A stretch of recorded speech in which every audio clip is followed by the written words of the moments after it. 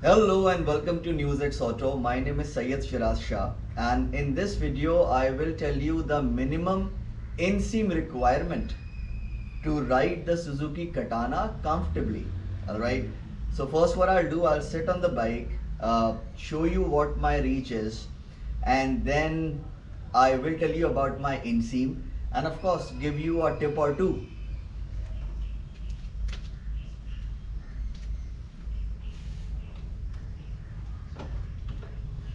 Alright, so if you are a shorty like me, uh, the moment you swing a leg over a tall motorcycle, okay, you first have to get comfortable, take 5 to 6 seconds, and then comes the most important part, straightening the bike.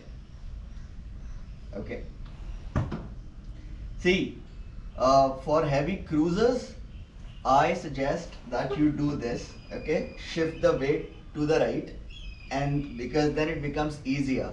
However, if the bike is tall, you might not want to do that, okay, because the chances of the bike tipping over and you not being able to catch it are high. So I do this. This is safer. Alright, my left foot is still on the ground. Now I will straighten the handlebar. Okay. Now I will shift my weight towards the right hand side and put my foot down.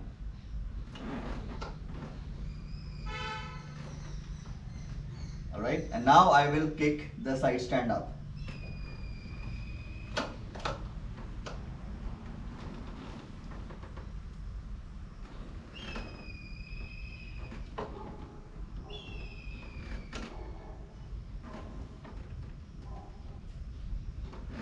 Do this like I would say 8 to 10 times, because in traffic this would come handy.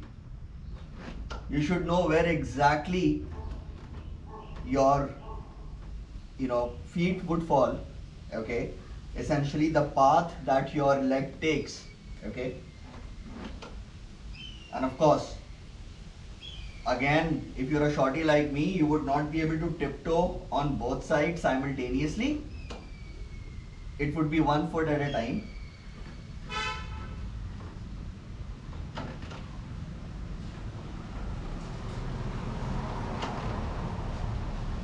So it's imperative that you do this first, okay. If you'll see, the path that my leg is taking, okay, is ahead of the footrest on both the sides.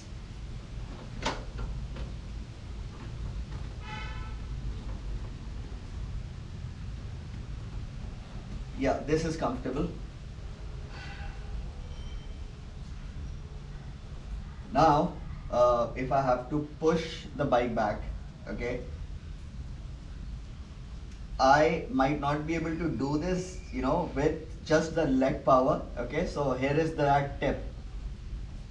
Press the front brake, compress the front suspension, and when it bounces back, leave the brake and pull it.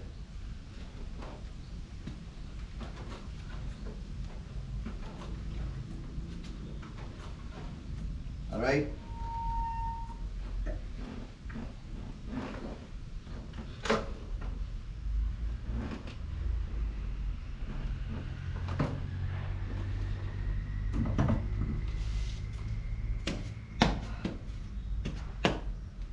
Alright, so my inseam barefoot is 27 inches. With these boots, okay, I gain about 2.5 inches. Alright, so let's say that with these boots my inseam is 29.5 inches, okay, or anywhere between 29 to 30 inches, and I still cannot tiptoe on both the sides at the same time. Alright, so that essentially means, okay, now before I say that, let me also tell you that since I have been riding motorcycles for over 3 decades now, I am able to ride all sorts of motorcycles, okay, with this inseam. In fact, I actually got a layer of sole added onto these boots just to make it a bit more convenient, and I did this recently. And like I said, that I've been riding motorcycles for over 3 decades now. I've been testing motorcycles for over 11 years now. So I am able, okay, to ride tall motorcycles even without these thick soled boots. But then yes, this makes it that more convenient. All right. So yes, you can do this as well.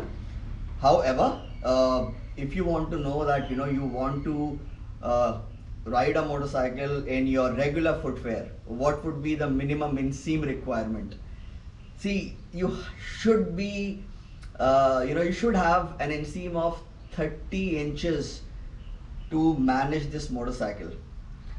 But then it would not be easy, let me tell you that. However, even if you have a 27-inch inseam like I do, you have a 28 inch inseam. You have your heart set on any motorcycle, please go ahead and buy it. Just make sure that you put in a lot of practice and you would be able to manage any motorcycle on this planet. Okay. However, as a reviewer, it is my job to tell you what is a minimum inseam that you should have, so that you can manage this motorcycle comfortably. That would be 32 inches. You have a 32-inch inseam, you would be able to ride this motorcycle comfortably. Anything lower, it would be a task, but then don't let that stop you. All right. So I hope you like the video, and do hit that like button, do subscribe if you haven't already, and do let me know if you have any questions, and I shall see you soon in the next one. Thank you so much for watching.